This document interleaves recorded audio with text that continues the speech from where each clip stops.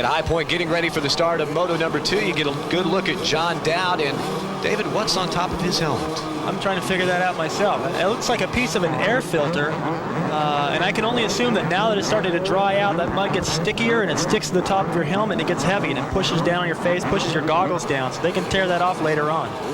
Very, very interesting innovation. Put an air filter. I don't guess it'll do any good at filtering the thoughts going through your mind. And There's Damon Bradshaw. Yeah. He's got one too. So it's obviously a strategy by Yamaha to try to alleviate having all that weight build up on your helmet. It ruins your vision eventually.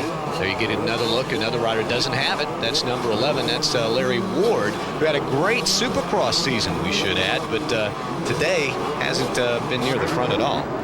Nowhere to be seen during the first moto. Neither was McGrath or Kudrowski or Emig or anyone else. So I think that'll change in the next moto. Well, it's kind of dried out. The rain has quit. We'll have to wait and see how that affects some of these riders as they tear up the hill for the start. It looks like Damon Bradshaw again up the outside. Looked like he had the whole shot. He had a couple riders inside of him.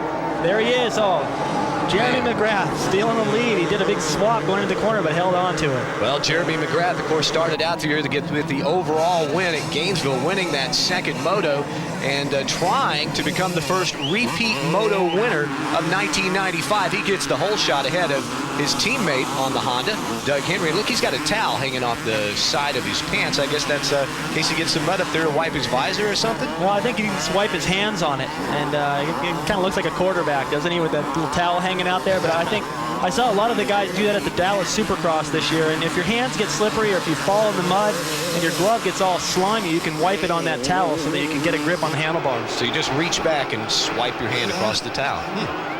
I never would have thought of that. So now I think what's going to be interesting is if Damon Bradshaw, he said he wanted to be in the race. He's in the race right now. He's got Emig behind him, the two fastest riders from Team Honda in front of him, and it'll be interesting to see if he can run this pace. Well, Jeff Emig did not have a very good Moto number 1 at all. In fact, he finished in the 10th spot, but now he has moved his way into the top 5. There you get a good look at Doug Henry. He's riding in 2nd place, followed by Damon Bradshaw in 3rd as they come down the hill.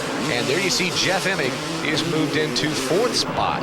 And I think the motivation from Emig right now has got to be, don't let Damon beat you. This guy sat at home for a couple of years, and he comes out moto, and here I am looking at the back of him again, and maybe a little pride on the line. Well, it's also got to mean points too. I mean, Emig was only 2 behind the leader, Jeremy McGrath. Of course, he did finish ahead of McGrath and also Mike Kudrowski in the first moto. So we don't know where that shapes up points right now, but that could all play into effect later on in the year. Well, it's a very tight points battle in this championship chase right now.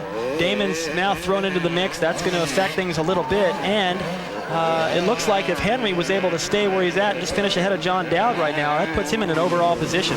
Well, there's Doug Henry right now, the winner of Moto number 1 in 2nd spot, closely followed by Damon Bradshaw, Jeff Emig, and John Dowd. As you look at our Honda Field summary, we'll be back with more from Mount Morris, Pennsylvania after this. Welcome back to High Point Raceway, Mount Morris, Pennsylvania. Art Ekman, David Bailey, and John Kernan bringing you all the action. Jeremy McGrath gets the whole shot. He is just about long gone, but he is being pursued hotly by Doug Henry, Damon Bradshaw, Jeff Emig, and number 14, John Dowd, also in there. This is what I've been waiting to see. I've been waiting to see how all these guys stacked up against each other. You remember that McGrath was well out of the picture in the first moto, and now Henry, McGrath, Bradshaw, Emig, all fast riders running right up front and running pretty much the same pace. There you get a good look at Jeff Emig. Remember, he won a moto out at Sacramento, the first moto of the day, but lost the overall to Kudrowski because of a tiebreaker. Well, you don't like to lose because of a tiebreaker, but in the overall points chase, you're tied, so it's really not that big of a deal. You always like to pick up the win, but if you're tied on points, it's not that big a deal. Now we look back. There's a good look at John Dowd. Finished 8th here last year, had a really good run, finished 3rd in Moto number 1. But I tell you, I don't think anybody's going to catch McGrath. The track has dried out quite a bit, and once he gets out of there, he's usually gone. Well, he's got clear sailing right now, and we don't even see him. He appears to be pulling away right now. Doug Henry doesn't have that much motivation to get around him because he's sitting in an overall victory position. Oh, man, what a tough break for Larry Ward. The second-place finisher overall in Supercross this year is sidelined. A bad day for him, and David, we're getting preliminary indications from our guys down in the pits that it possibly a clutch problem. Well, Larry Ward is tough on a clutch, and I would have expected they would have changed that between motos if they thought there was any problem, but either way, unfortunate. He's going to lose a lot of points today. Well, Jeff Emming hoping to pick up some points here in this second moto as he is ahead of John Dowd, the two Yamaha teammates riding, and I believe that's Kyle Lewis on the No Lean Sizzler Yamaha has also moved in. That's battle for 4th, 5th, and 6th. It looks to me like, oh, look at the triple. Emming doing that triple all the way up the hill. Tough to do in the first moto because of the rain, but Emming didn't seem like he made that much time on John Dowd, but you heard a few people screaming. That's got to look pretty spectacular. Now let's check in on this week's Honda riding tip. Part of the success in winning championships is a mechanic. Joining us today is 3-time Supercross champion mechanic Skip Norfolk. Skip, how important is bike preparation? It's probably the most important thing you have to do on the race day. It's important, first, to start with a clean motorcycle. That way you can visually look and see all the details. You can check and see if the frame's cracked or if the stress marks are stressing the paint off the frame or anything like that. The other important items to check are you need to look at the tires, check for wear. Also check for any damages that might have occurred from rocks slicing the tires or anything like that. You need to check over the handlebars, make sure all the controls are working good, the clutch, the throttle, the brakes. Make sure that there's no debris blocking those or distracting the way they operate. And then probably after that, you need to make sure it's got gas in it. You can't leave without gas. Winning championships, part of it is the mechanic as well as a championship rider. For today's Honda Riders Tip, this is Ben Cheatwood with Skip Norfolk. Talking about a clean bike, look at that. We talked about you get out front, nobody hits you, and Jeremy McGrath looks like he just pulled in and had that baby washed and waxed. Well, there's his little buffing towel hanging there off of him. He's not going to need it this moto, but you like to be prepared. Well, you never know. McGrath, the whole shot, gets out in front, and he is at the top of our Honda Field Summary. Back with more from High Point after this.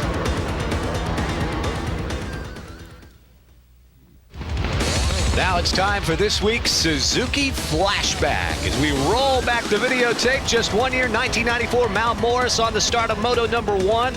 A big crash involving 3 riders, including Phil Lawrence on 18, Doug Duback on 32. It was Jeremy McGrath with the early lead, but Mike Kudrowski proving why he has that number 1 plate, showing Jeremy McGrath the fastest line around this Mount Morris track. Take a look back at Mike LaRocco. LaRocco running in third as he tries to chase down McGrath. The diligence finally pays off, and LaRocco, as they come up the hill, will take the inside move and get around McGrath to take over the second spot. Now, last season, McGrath was getting off to good starts. No one really expected him to do that well. His motivation outdoors was minimal, and he kept on fading to the Kawasaki riders. Moto number 1, of course, goes to Kudrowski, the defending national champion. Now to Moto number 2. A bunch of guys up front battling for the lead that weren't anywhere to be seen. Duback, Button, Michael Craig, along with LaRocco and McGrath. McGrath with that sneaky inside line. Moves into the number 3 spot. He's got Kudrowski and LaRocco breathing down his neck, and after the downhill whoop-de-doo section, McGrath's strength, that timing through the whoops, takes over the lead. Right through the middle as Jeremy moves out front, but it wouldn't last all that long. McGrath would be challenged by LaRocco. LaRocco on the inside, McGrath on the outside, back up the hill, and the Rocket will get a slight edge. But LaRocco's lead wouldn't last long either. Kudrowski back there in third place turned up the boost past both these riders and carved into his teammates' points lead. Kudrowski would go 1-1 on the day for the overall to cut LaRocco's lead to 11. Now back to 1995, Doug Henry in second place, but I believe he's going to have a little company from John Dowd fairly soon. Dowd has been slowly closing the gap on Henry. Well, Henry is going to have to pick up the pace because Dowd has been steadily gaining, and although Henry's in a position to win the overall, if he was to slip back too much, Dowd could possibly pick it up. Well, right now, Doug Henry trying to maintain that advantage, trying not to be too careful, but look at Dowd. Dowd, oh, and Dowd got it sideways off that jump, and whew, man, did a 180 almost. What was that, about a 90-degree turn in midair? I'm not sure what you would call that, but you'd call it bad luck. He lost some time. He was definitely pressuring. We're going to get another look. It looks like he leans into this jump, because you're kind of making a right-hand corner, and the back end just got away from him, and that could have been a whole lot worse. All he did really was just kind of slide down. Well, he loses a few spots, gets back up on the bike, and is underway. Jeff Emig trying to make a charge. Art Ekman is down in the pit area. And Art, what you got? Number 6, Jeff Emig, is doing everything possible to try to catch the second position, Doug Henry. And here's a good example. He's the only one making this triple in front of the mechanics. Didn't they used to call that the David Bailey triple? I don't know if they actually called it that, but I was actually the first guy to ever jump that, but that was on a 500. I had a little extra horsepower. I don't know. With the improvements today, don't these 250s have about as much horsepower as that 500 Just did? about, yeah. They got a nice power band. I think we got a glimpse of Doug Henry jumping that too, but I think Emig's making it look easy, and he's doing it consistently. Well, look at this. Damon Bradshaw off the course. In fact, David, I'm told that he crashed into the trees. Well, he looks pretty dazed. I don't think he knows where he is right now or who he is. Maybe that foam filter he had taped to the top of his helmet cushioned the blow a little. Oh, boy, I'm not going to touch that. Speaking of not getting touched, Jeremy McGrath way out in front. Well, Jeremy does well when everything is going good, but the first moto was pretty muddy. He struggled. He did fall, and that was tough, but when the conditions aren't that good, Jeremy doesn't do that well. And I don't think he's an all-around rider, but he is slowly starting to prove that he is by doing better outdoors this year. Well, he is in the lead right now, in command, actually. Back with the finish next. Art Ekman, David Bailey, and John Kernan back at High Point Raceway, Mount Morris, Pennsylvania, and Jeremy McGrath is, what can I say, he is long gone away from his teammate Doug Henry, who's in second place. White flag is out, 1 lap to go, and McGrath will become the first repeat Moto winner in 1995. He looks pretty fired up to me right now. He's got a good rhythm. He's kind of hopping over the bumps. He's putting the bike where he wants it, and he's starting to really shine and show that aggressive riding style and the timing that he's known for. It's just a shame that he can't put 2 motos together. Well, you know, the sign on the mechanic that he held out, the Skip Norfolk had, it said David Bailey's dissing you. That was just before we went to commercial. And so Jeremy's picking it up for you, David. Well, the only thing he's going to need that towel for now is just to wipe the sweat off his forehead before the interview. He didn't need it for the mud. He never even had anybody in front of him to have to dodge any roost. Clear sailing the whole way, opened up a lead, and deserved this moto. What a change of conditions, though, from the first moto to the second moto. Have you ever been, in your career, were you in that type of a situation where one moto was completely a mud bath, the next time it was like this? Absolutely. It happened quite a few times, and it definitely would. It happens on tracks like this, like Mount Morris, where they do a good job of preparing the track. And it's on a hillside. Everything is off camber and uphill and downhill, so the water runs off, it drains well, and dries out pretty quick. Makes a lot of work for the mechanics between motos, too, doesn't it? They've got to make some changes, choose the tires. Quite a bit. Probably safe to say that they run the ride height of the motorcycle a little higher in that first moto, where you have so much mud hanging on the bike, it weighs it down, and they made a few changes between motos, and possibly Jeremy's setup for the first moto wasn't that good, and that's why he had problems. Also, a crash contributed to that. Right, McGrath, of course, crashing on the very first lap of Moto number 1, but he didn't let that deter him in Moto number 2. As it dried up, McGrath got the whole shot. Look at that, raising the hand, waving to the fans. He knows that he's on his way to his second Moto victory, but Doug Henry, sitting back in that second spot, will have the overall wrapped up. Oh, it's a good day for Jeremy and for Doug Henry. Doug Henry picking up his first ever 250 Outdoor National win, and Jeremy holding on to his points lead and finishing off the day strong. Well, I do believe the points are going to tighten up. They were only 1 point, but that was Kudrowski to McGrath. Kudrowski also had his problems in Moto number 1, but Henry, who was sitting in 4th place in the points, is going to make a big move by picking up the overall victory. Once again, McGrath coming around, waving to the crowd. He's just on a cruise control ride right now. Well, there's a lot of privateers and some of the riders that wish they could be on cruise control and still go this fast. Jeremy making it look easy.